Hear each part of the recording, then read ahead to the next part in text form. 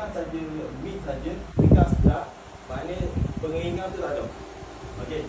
Kalau kita pilih mid, lepas tu kita pilih semua setting-setting yang saya tunjuk tadi, kita tekan dry, dia akan ada tambahan masa untuk dryer.